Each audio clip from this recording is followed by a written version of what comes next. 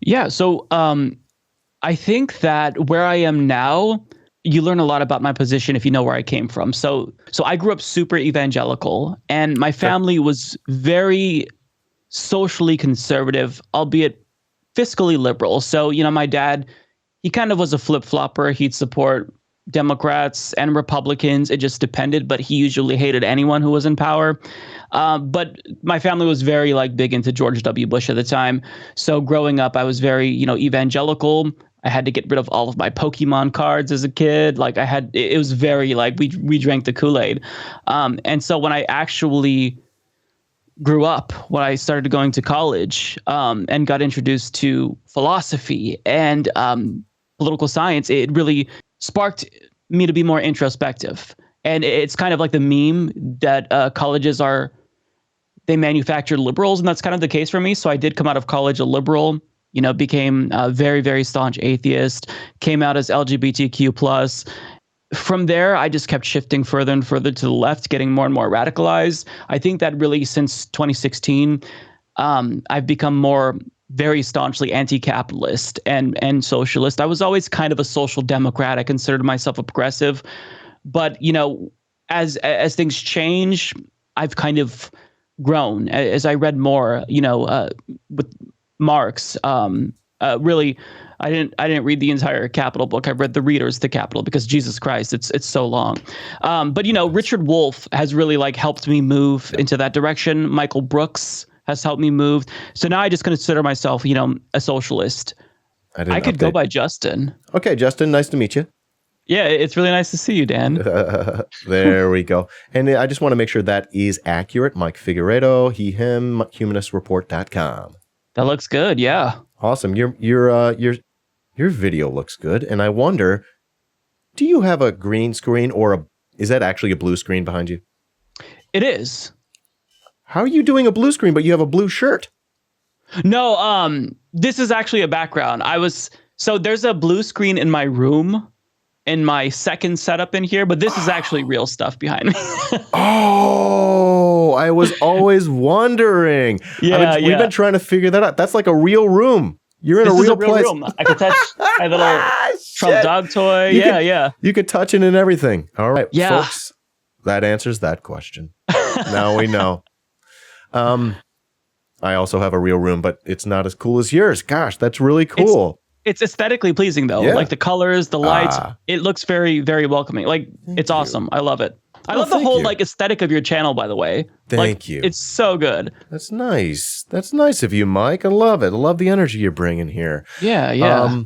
Well, we've already done the names and the intros, and what I love to do is ask how we know each other, and this one's pretty much a reach. We don't know each other. I know you because I watch YouTube videos, and I watch YouTube videos on my stream each day, and we've pulled yours up many a time.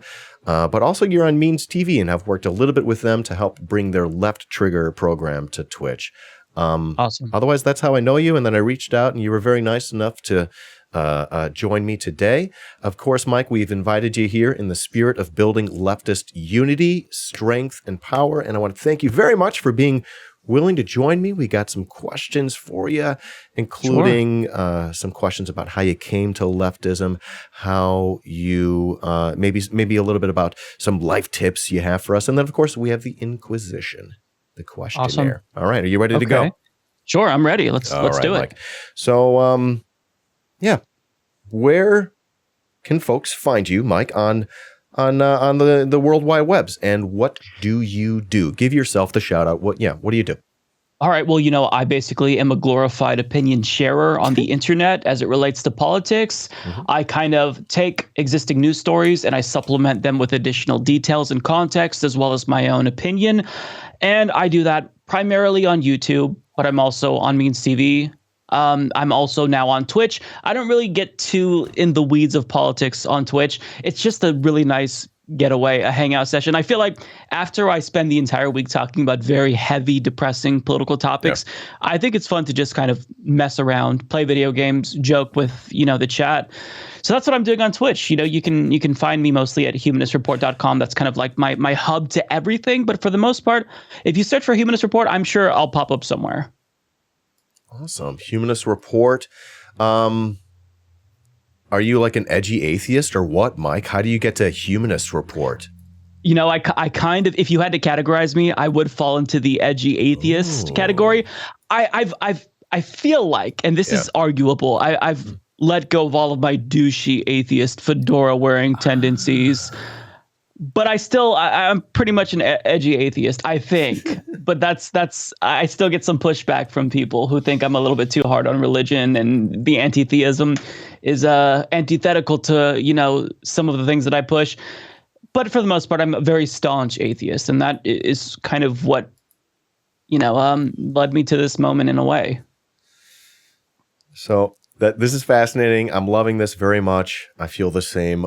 I related to everything you just said. And again, we're planting seeds. Maybe we won't be able to return to this by the end of our chat today. We got about an hour to talk here, but hopefully we have a chance to loop back and circle back and of course retrace our steps and maybe return to some of these seeds that we're planting, Mike. This is fascinating, and I'm loving this. Okay, so I'd love to ask a little bit more about yourself. This is just, you know, like what you like to do and hobby-wise. Like, what are your hobbies? What do you do when you're not doing things?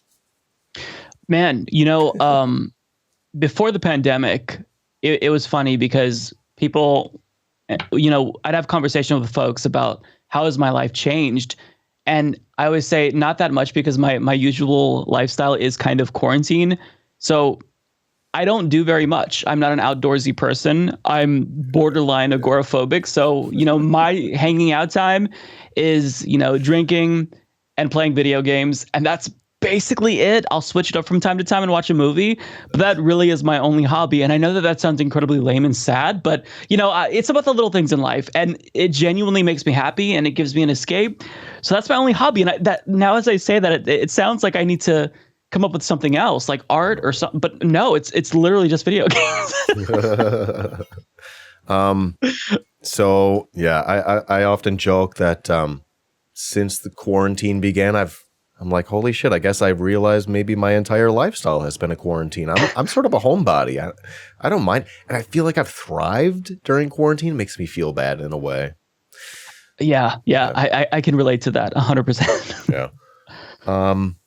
Okay, so let's make sure we talk in depth about what you do on your channel, on the Humanist Report. It's on Means TV.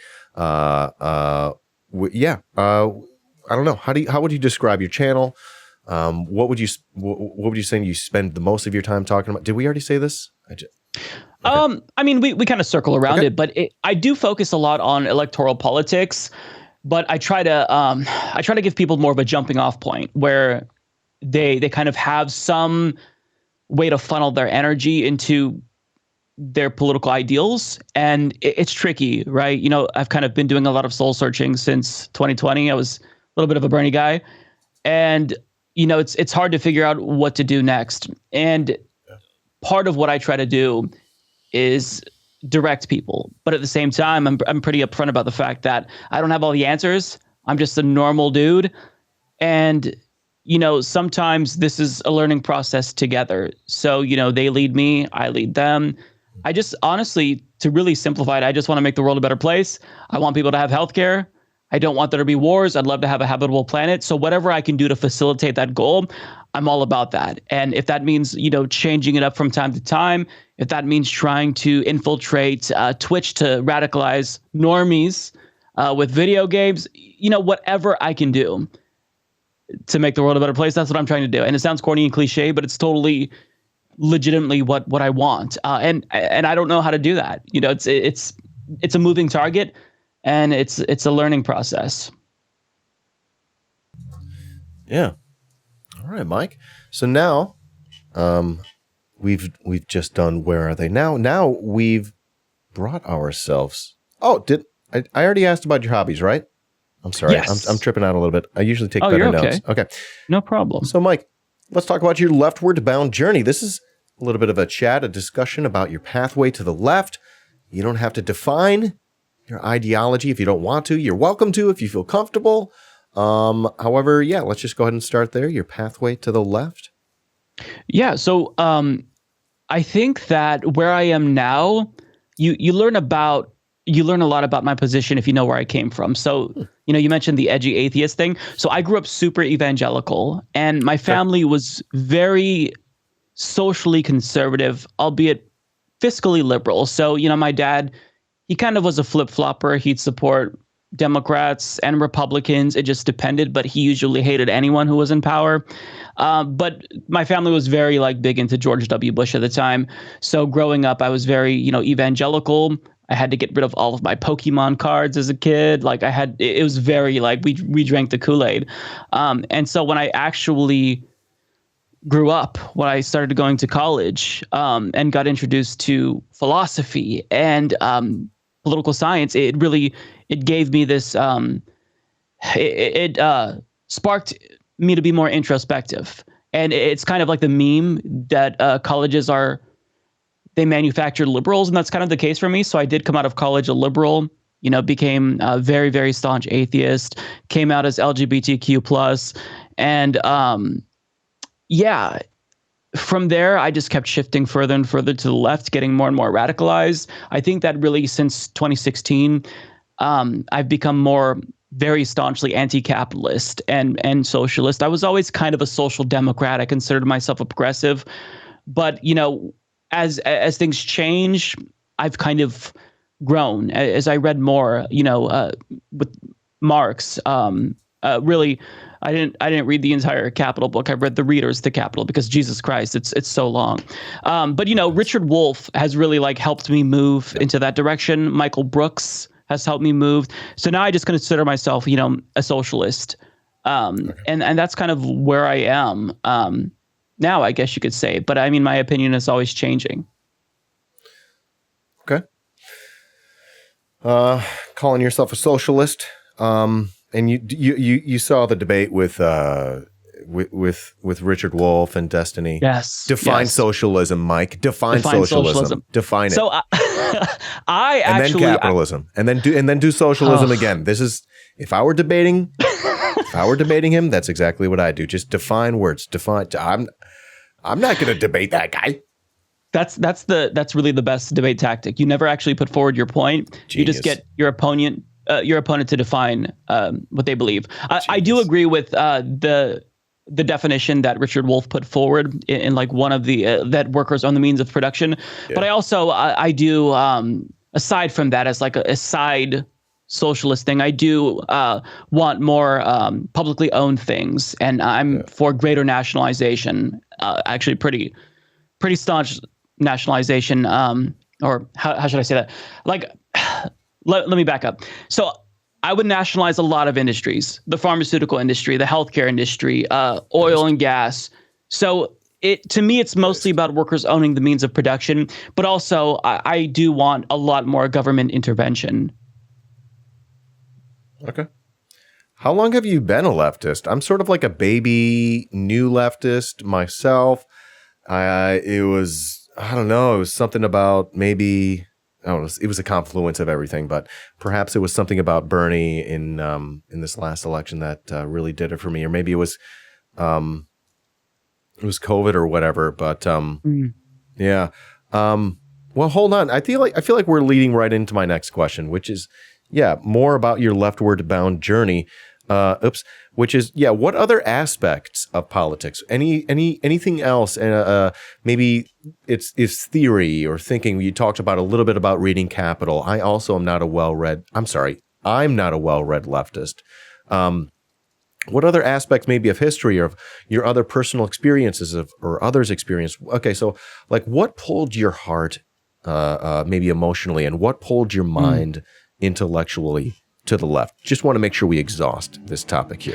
Yeah, no, that's a great question, actually, because back in my early college days, when I was still in community college, that was when there was the 2008 Democratic Party primary.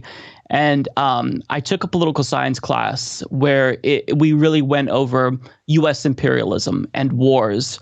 And it wasn't just dry read textbooks. We saw graphic images of the Vietnam War and the war crimes that we committed that stick with me. They've been burned into my mind to this day.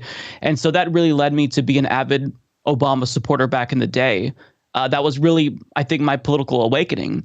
I didn't like Hillary Clinton because she voted for the Iraq War, and Obama was an opponent to that. So really, my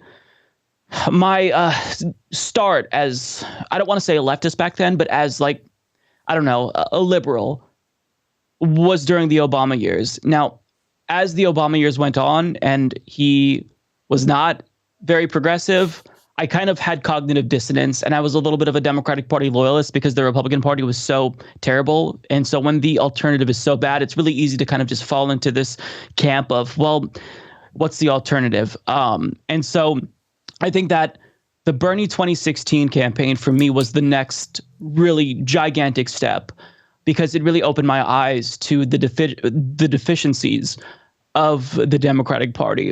And it's not like I wasn't dissatisfied with the Democratic Party under Obama. I didn't like that he didn't support gay marriage when he came to power. I didn't like that, he abandoned a public option when it came to the ACA.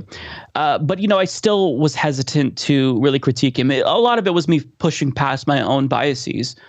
But Bernie was really the next step when, I realized it's the neoliberalism. It's this market-based approach to governance. That's really what's crippling the Democratic Party's agenda, or what I thought they wanted. And so over the last, I want to say 5 years, between 2016 and 2020, that's when I really got introduced to more radical ideas. I read my first Richard Wolff book, and I've read almost all of his books since.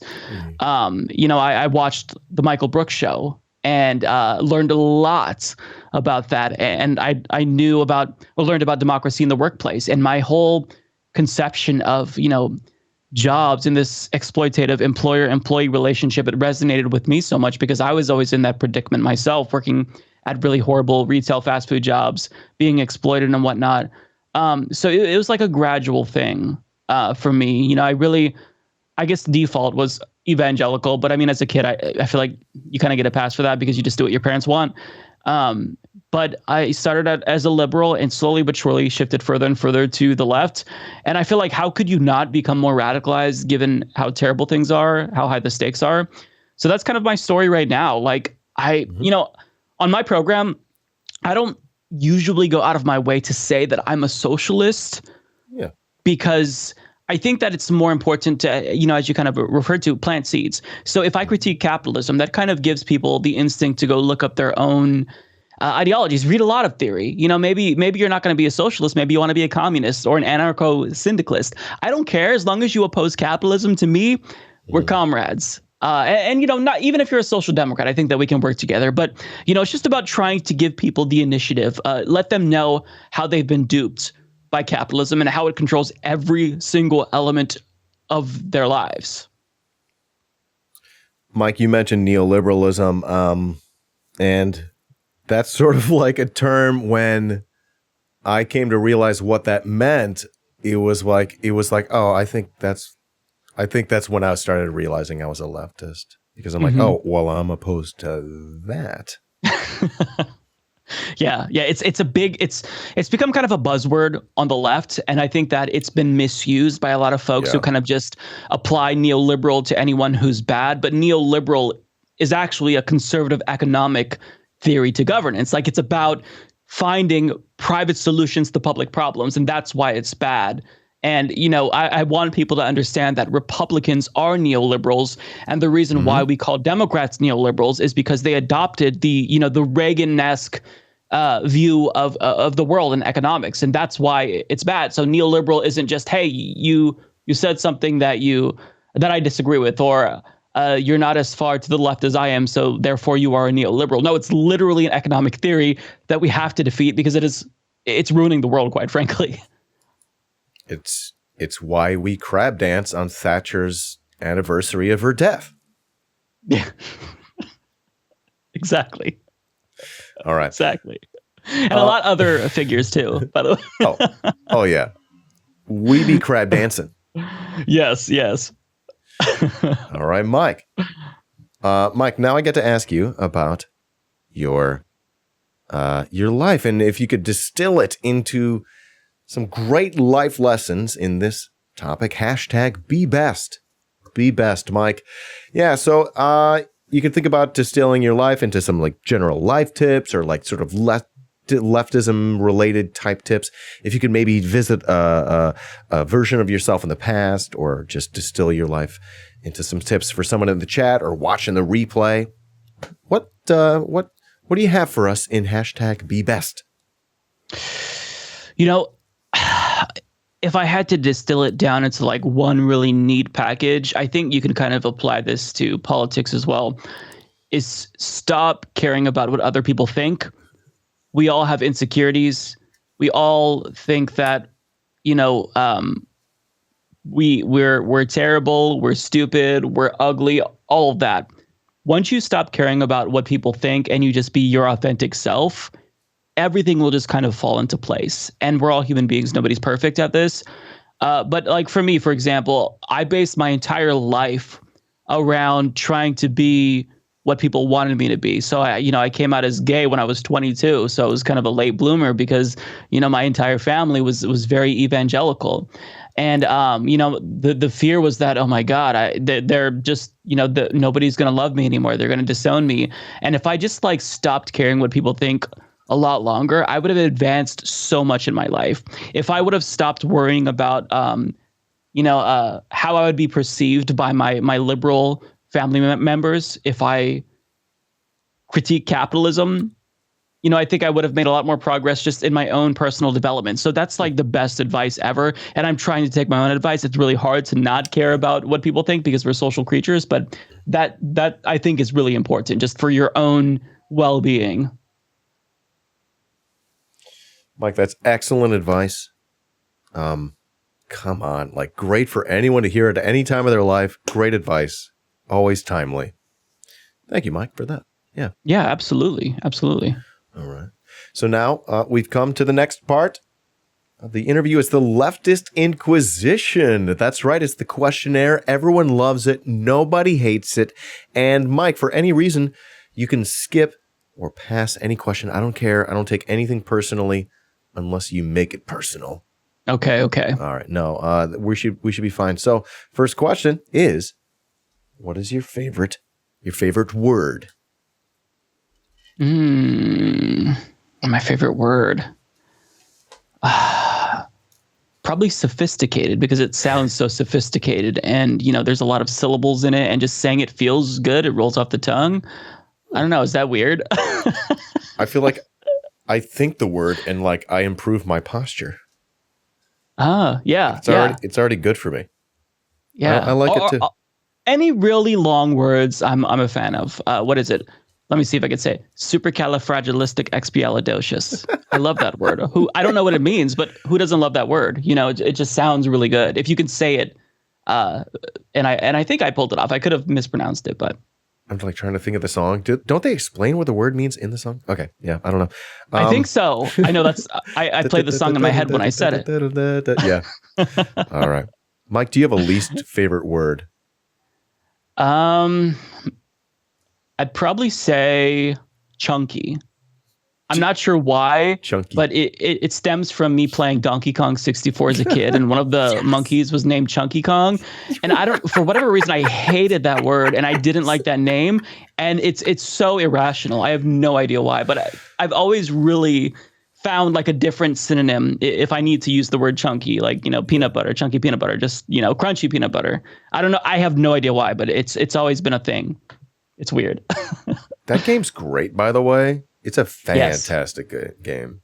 It gets too much hate. It gets way too much hate. I love Donkey Kong 64. All my homies love that game. I heard that it was... I have the old like magazines, like Electronic Gaming Monthly from back in the day, and the critique was that it was a collectathon and that it was a little bit too much of a fetch quest. And if you saw like a purple banana, you had to go switch back to Tiny Kong, and that was annoying. But I'm sorry, it's like one of my favorite games ever. I could have hour-long podcasts about Donkey Kong 64 and its superiority to any other platformer. I'm honestly thinking about just changing my channel just into that. That's all I do all day. Would be you and the DK rap song at the beginning. Oh. Who can deny the greatness of this game with that rap song at the beginning? All right. I could talk about that game all day, but I got to ask, Mike, what's your favorite drug, vice, or guilty pleasure? Or Mike, you can name one of each if you like. You're encouraged. So my favorite drug, I mean, of course, it's got to be weed. Although I haven't smoked in a while because I've just been a little bit too anxious, and I feel like if I smoke, it's going to amplify that. But when I do, I love it a lot. Yeah. I love the nice sleeps that I get. Just best sleeps ever, of course. My vice, I don't know. I probably like ice cream, like really bad food, terrible food, like, all the sugary stuff. That's definitely a vice for me. It's always been an issue. And I need to lay off of it. But you know what? It makes me happy. Sometimes it's necessary for my mental health. So yeah. To be honest. Love it. All right, Mike. What sound or noise do you love?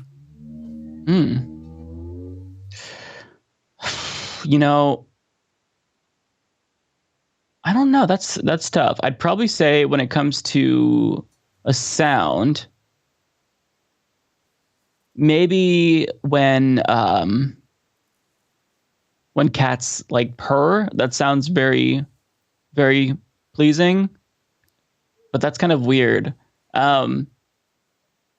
I don't know. I haven't thought about this. Maybe when people roll their R's, it's tough. There's a lot. I'd have to think about it. That's an interesting question, though. I feel like I need to really explore this more in my mind because I haven't put much thought into it. Circle back. It's okay. There we go. Yeah, it's not a big deal. Maybe next time if we have to. All right. One is a sound or noise that you dislike or hate, even intensely dislike. I think like door creaks, like when when it's squeaky and you need to spray WD-40 on it. That for whatever reason is like nails on a chalkboard. More than nails on a chalkboard to me. Okay. Yeah. I get it. Yeah. I love how you have to use another sound as a reference. Right. It's almost as bad as this sound, but it's worse than it. No, we get it. Yeah, it's like deeply unsettling. Right. But worse than nails for you. Okay. Yes. This is one of my favorite questions. By the way, this questionnaire is in a tradition of questions that has been asked in many different formats, and each person seems to make it their own. And I've incorporated this question I've found to be very important. What's your favorite cheese, Mike? And I don't know. It looks like it's possible you were born or raised. Maybe a little bit in Wisconsin. I just don't know. Pacific Northwest. Way off. Okay. But I am kind of partial to pepper jack, although it depends because I'm not like a spicy guy. So it depends. Yeah. If it's mild, that's usually my favorite, or also Swiss. But yeah, you know what? I like all cheeses that I've tried so far. Maybe not blue cheese, but I'm a pretty big fan. Nice. There's good cheese in the Northwest as well. Yeah, we have the Tillamook Cheese Factory, and they're phenomenal. They're my favorite brand, and they also make really good ice cream too. That's true as well. I spent a little bit of time in the Northwest working on the trail crew out there. Yeah. Nice. It was a beautiful time. All right, now we get deep. Mike, if you were reincarnated, if you came back as a plant or a non-human animal, and if you had the choice, somehow you were given the choice, what would you come back as? What would you come back? Probably some sort of bird or eagle, because I think flying would be pretty cool. And it'd be really sweet to like swoop down and pick up small creatures. I guess like a hawk, that would be really neat. That'd be metal, as the kids would say. Yes. That'd be pretty fun. Yeah. Oh, I'd love to fucking fly around. Are you kidding me? Right. Oh my gosh. I've had dreams that I could fly, and it was always very exhilarating. I woke up very mad that I can't. So. Oh, I know, that's the worst part. Right. The worst part of waking up is not being able to fly. All right, Mike, let's say, I don't know, one day you go to heaven, and you're at the pearly gates. There's God. Holy shit. And God's speaking to you. What would you like to hear God say to you, Mike? I'd like him to say, you know what? You did your best, kid. Now get the fuck in here. And then he just like farts or something. I don't know. I'm like, God, you fart? It's like, fuck yeah, I fart. I'm like, you curse? He's like, of course I do. Just. Yeah, thunder, right? I think we already exactly. did that. That's thunder. True. That's true. Good point. Okay. Now, a little bit to the left here. Now, Mike, who is an influential leftist, and they could be dead or alive, that you would love to be able to meet and have a hypothetical conversation with? And how might that conversation go? Man, I think I would get hate if I didn't say Karl Marx. I would like to have a conversation with him if I could. Yeah. There'd be a little bit of a language barrier. A beard off. A beard off. I do think he has me beat. I'm not gonna lie. He does have me beat there. I'll give it to you, Mike. You've earned it. Just trimmed my beard. It looks very bad. When it gets like really scraggly looking. I almost had you there, didn't I? Yeah. But yeah, I'd say Karl Marx. I could understand someone by listening to them more so than reading, I think.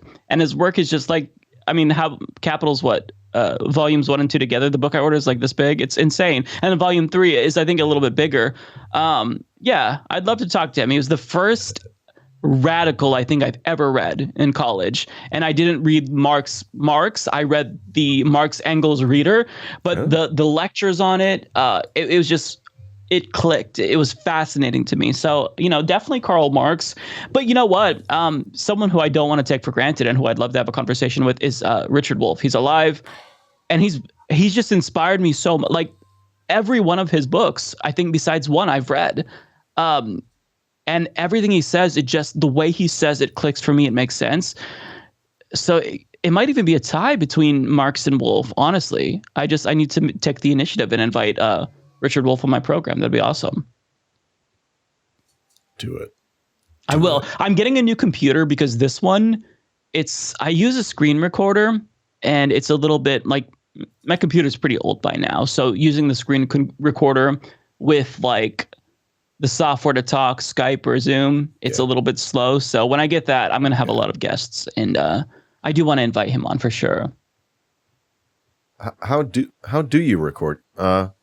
I might be able to help you with things like that, just because I'm good with like live stuff. Just let's talk about this behind the scenes here. Sure. I'm like, I love to help people, and I do it for free and etc. Okay. Thank you. Yo, it's just what I love to do. I like helping. Okay, dude. The culture war, I believe it's a distraction from the class war and others, but we still got to win. Exactly. We still got to win. That's a really great way to say it. All yeah, right. Totally it. All right. So, Mike, what is your favorite leftist book or resource, or, what is one you might suggest, or something that you're enjoying reading right now? I know it's hard to distill to just one, or or a few. I don't care. Right now, I'm still in the process of getting through The Deficit Myth by Stephanie Kelton. She's a modern monetary theorist. Mm-hmm. She was an advisor to Bernie Sanders. It's really fascinating. To me, I'm not a numbers guy. Like, the meme, liberals can't do math. I'm not a liberal, but leftists are bad at economics. She really does help to illuminate the way that money works and the way that austerity very deliberately has killed lots of people. So that's one thing that I would recommend. And just anything from Richard Wolff. I'm a big Richard Wolff stan, because I think that if you really are trying to get somebody radicalized, the way that he describes very specifically how capitalism has led to so many issues, I think it's second to none. There's very few people who can break something that's really complex down and sell it to folks in a simplistic way, and that's why he's so huge to me. Is because of that. We were actually, I was watching a Big Dick Wolf video, as we call it here on the channel. Like that. Yeah, and And he said democratization of enterprise. And I'm like, that is fucking brilliant, dude. I'm not a socialist. Right. I stand for the democratization of enterprise. Yeah. Because that's not like, democracy is not a scary word. Socialism, communism, those are horrifying words to people. But democratization, it's familiar. We know what that means. So he's so brilliant. Brilliant. Yeah. So I've changed my ideology since noon today. He has that effect on people, I swear. He did. It was after a chat of his that I was like, oh, fuck, dude. I'm almost certain I'm not just a socialist. I'm on the road to communism. And it was when he convinced me of the labor theory of value, but I didn't understand in those terms in that day. I was just sort of convinced, oh, shit, they've been stealing from me my whole life. It was that simple. Yeah, it's clicks. They just have a special word. They have a special phrase for that. They've been stealing from you your whole life. Yep. Yeah, I kind of feel like that's the same thing. I don't know if I'm on the road to communism. Maybe that's where this road takes me. And if so, cool. I'll just enjoy the ride. And it's cool if so. I think that commies are awesome. Commies are based. So yeah. They're all based. Friend of mine, Marcus from the Left Flank Vets. If you don't know them yet, we got to get you introduced. Got to get you over there to chat with them. But he talks about it as, we're going to the neighborhood. We're gonna, we're gonna be in different houses when we get to the cul-de-sac. We're gonna have the anarchist house, the Marxist Leninist house, the Maoist house, what have you. The Trotskys are gonna be over there hanging out too. But we got to get to the neighborhood, and we got a long ways to go before, we build the infrastructure necessary to reach that place. But, right. But, we're going to be in the neighborhood. Like, we're all in the neighborhood. And then, and that's why I call it leftist and chill. Like, that's it all. Y'all fit under the umbrella. Yep. Although I am thinking twice about inviting the sock dems. I don't know, dude. It depends on my mood. Good way to put it. All right, Mike. If I'm feeling charitable, then yeah. I'm so sorry. I cut you off there. Oh, no. Go ahead. I was done. Okay, so the last question I have is about streamer tips. More appropriately, I've realized it should be more along the lines of like creator tips. You are specifically a really based content creator on YouTube. You've got, I think, over 300,000 subscribers. Is that right? Yeah, it's 360. 365, I think I saw. Yeah, it's like 365. It's going down though this week. It always like up, down. Yeah. My YouTube account is pretty old, so I hear that every month they purge subs, like dead accounts. So if you don't log in for 6 months, then that hurts us. Always stay logged in. But yeah, it's still, I mean, even if I had like, I don't know, just 1,000, I think that's incredible. I would be freaked out if I spoke to 1,000 people on the street. So just to have any audience, I'm very, very thankful. That is an insane number, by the way, because I'm at like 300 right now, just getting started like a month ago with my Twitch account. Okay, Twitter, YouTube account. Right. What was I trying to get at? Right. The question was about advice for content creators. I would think it's fair to say, and stop me if I'm wrong, primarily a YouTube creator. You've got your thumb on that. You've got really great stuff. You've also started to, of course, in addition to streaming here on Twitch, you're taking some of that material and you're putting it on YouTube, which I found myself laughing my ass off with that bit with the Tucker Carlson. Do you do that Tucker Carlson bit live, or is that in post? That was live. Yeah. Oh, that's such a good idea. I'm so mad I didn't think of it. I'll add some of the videos because I have like the Tucker soundboard. So they can hear him in the chat, but they can't see him. But I add all that in post. But it's all live. Yeah, it's a blast. It's so funny. I'm not mad. Okay, here's the thing. I'm not mad that I didn't think of it because I couldn't think of anything that clever. I'm mad that I can't think of anything that clever. Well done. Well done. Well, thank you. I can't take all the credit because my second Tucker Carlson bit that just went live today, The chat actually came up with that idea that, hey, take the new clips that he did of his weird Joker laugh, and use that for a different segment. So they kind of helped spearhead that last one. So, they give me ideas as well, because, the creativity well runs dry a lot. So it's nice to have that feedback from them. But it's a lot of fun to do the Twitch videos. I think that's really smart, to tap into the chat's creativity, because they like it too. They want to be part of it. Right. They love it. Exactly. I do this thing where I green screen Jen Psaki's dress if she happens to be wearing a solid color dress that's bright and different enough from the background. I started it with Kaylee McEnany when she was like pretty much clearly wearing a green screen dress. I'm like, are you fucking kidding me? I couldn't help myself at that point. So it started back then, and they give great suggestions. It's a lot of fun. Good that's idea to tap into that. What else? Any other streamer tips or advice? I'm sorry, I feel like I stepped on your toes there. I feel like oh no. Feel free to go on. I'll just say that if you're getting involved in content creation, I don't think it matters if you're on Twitch or YouTube. When you get a following, eventually you have pressures from your audience. If they see that you're doing something, then they're going to pressure you, or you're going to feel pressure to do more of that.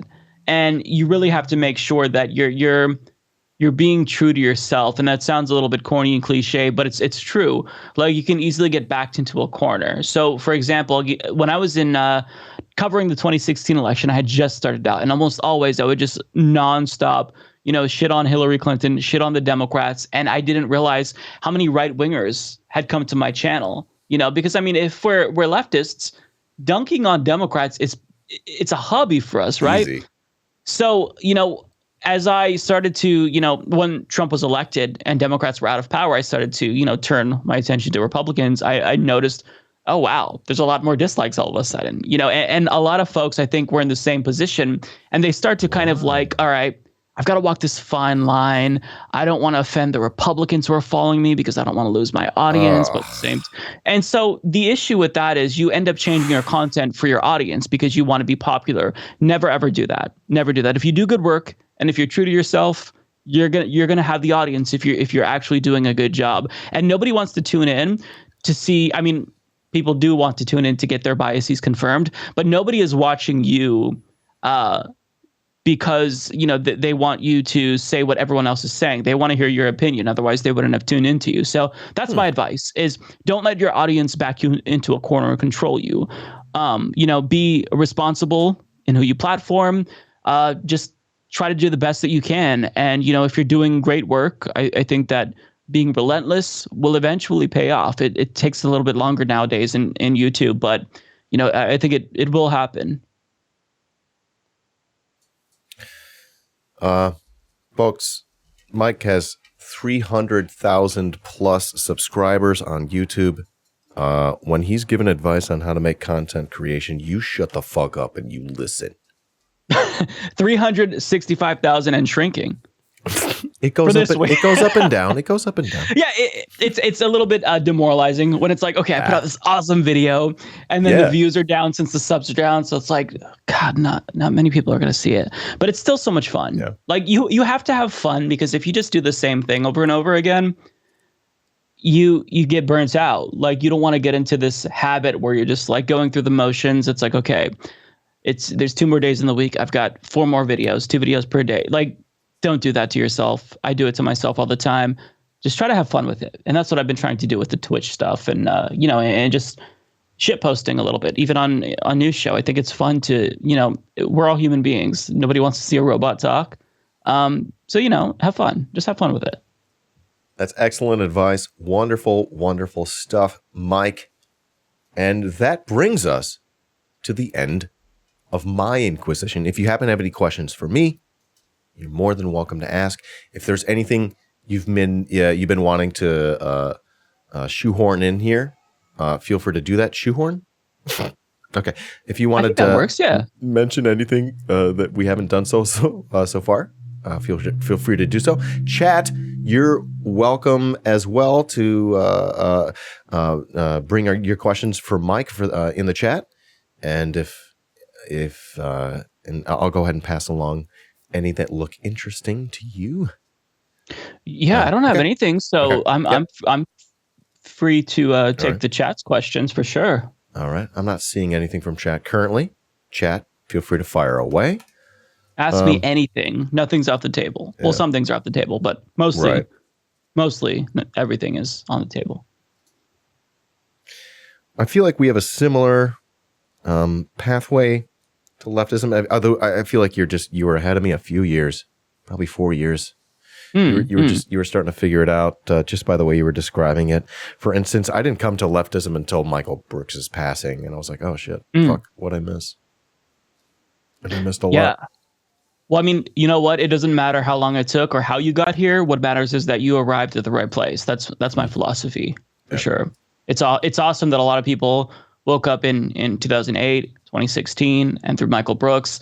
It's really cool to see everyone share their experiences because, you know, there's really this common line through all of us. Like, it's always the same underlying reasons. It's just getting us to realize, realize it is really what is different. And I think it's interesting. One of my favorite things, just getting to know the community as I was a leftist is being asked and sort of hearing others share their pathway to leftism. That's one reason we've done that today, and always fascinating and really interesting to hear those stories. And I think it's good for others to hear it. I feel bad, every time I learn something and if I'm like alone in a room, like, come on, like, let's share that knowledge. Especially since streaming is so ubiquitous. I don't know where I'm going with this right now, Mike, but yeah. Let me see. Yeah, Chat. Any questions? Go. What games are you playing? What games are you playing right now, Mike? I'm still playing Sekiro.